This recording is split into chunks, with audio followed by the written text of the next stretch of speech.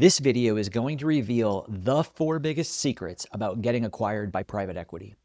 The ones PE firms don't want you to ever find out, and exited founders can't legally talk about. I'm Kevin Marra, and I've been in the room for 9 exits, totaling $78 million. The lessons I share here come from helping those founders prepare their firms for exit and getting their deals across the finish line. Let's get into it. The first secret that private equity doesn't want you to know: they're not your partners. Let's start by killing the entire fantasy of partnership. Private equity firms love that word. Partnership, aligned incentives, the second bite at the apple. It all sounds great, right?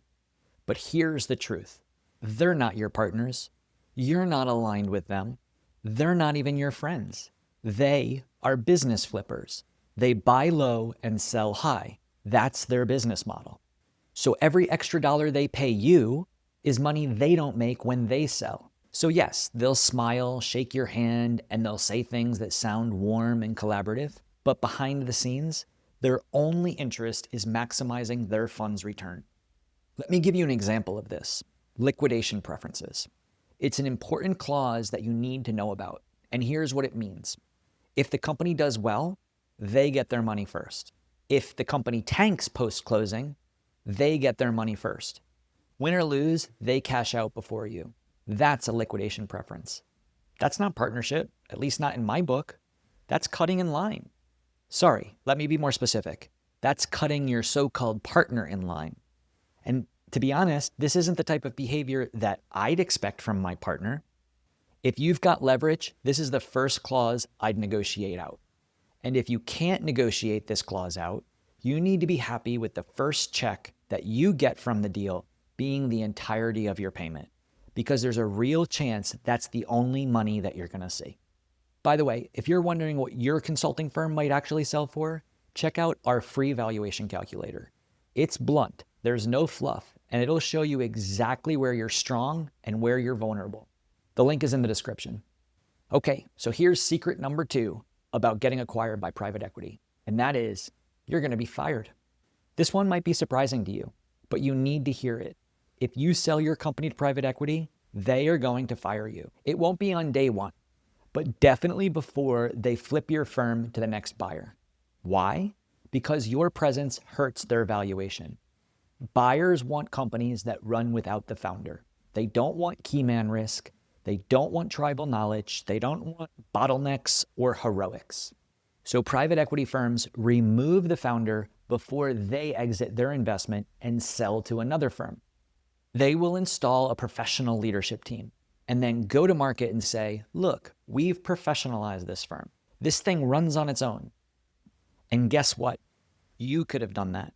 You could have put a team in place. You could have standardized operations. You could have made yourself optional. If you replace yourself before selling to private equity, you stand to capture a whole lot of value and not leave it to the PE firm and their investors. This is such a strategic play. You're basically running their playbook for your benefit. Okay, secret number 3, finance runs the show.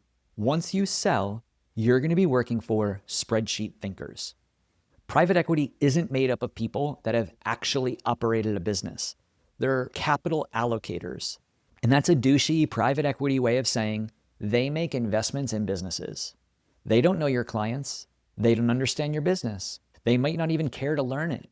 What they care about is their return on investment, compound annual growth rates, and their multiple on invested capital. And when push comes to shove, their opinion wins, even if they're wrong. Let me give you an example. One of my clients sold her firm to a private equity group. Not long after the deal closed, they told her to raise her prices. Not because of any reason to do with her business, but because other companies in their portfolio were missing their numbers. She pushed back, said it would hurt the trust and rapport that she had with her clients. Their response? Do it anyway. That's what I call spreadsheet thinking. It's the kind of move that looks good in a spreadsheet, but has disastrous consequences for your business. Now, you can make your case. You can back it up with experience. You might even be 100% right. But the tie goes to the new bosses, and they're spreadsheet thinkers. And that's a brutal shift for most of my clients when they've been the top dog at their firm for years. You'll go from calling the shots and being in charge of every decision to having to ask permission. And that can be a hard landing after your exit. Okay, secret number 4 is private equity and investment bankers. They're the best of friends. This one doesn't get talked about enough. Private equity firms and investment bankers are scarily aligned with each other. And what that means is they're not always aligned perfectly with you. And this is strange because you've hired the investment bank and you're their client. Let me break this down. When you go to sell your firm, an investment banker's job is to run a process. This basically means they act like an auctioneer for your business. Their goal is to get as many offers as possible and push up the price as high as possible. Sounds good, right? But here's the twist. Private equity firms are their favorite buyers. Why? Because private equity firms move fast. Private equity firms have cash on hand ready to invest, and they've got teams standing by ready to work the deal fast. So bankers know when they bring a deal to private equity, they're likely to get a clean, quick closing. Sounds great, right? No, it's not great. Not for you.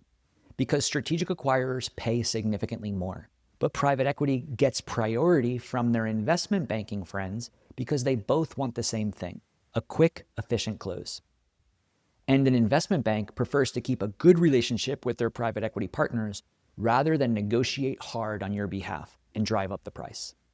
Okay, so let's wrap this video up. Here's the bottom line. Selling to private equity isn't bad in and of itself, but selling without understanding how the game works, that's where founders get burned. You need to know the rules of the game and how private equity quietly tilts them in their favor. Because once you understand how the game is played, you won't get played. You need to know their playbook so you can build leverage before a deal ever hits the negotiating table. If you want to exit on your terms without getting steamrolled, that's exactly what we do inside of Nemawashi Circle. We help consulting firm founders build companies that are scalable, sellable, and impossible for buyers to overlook. I appreciate you sticking around to the end of the video. If this hit home, go ahead and like and subscribe so you don't miss any future no BS advice on building a buyable consulting firm.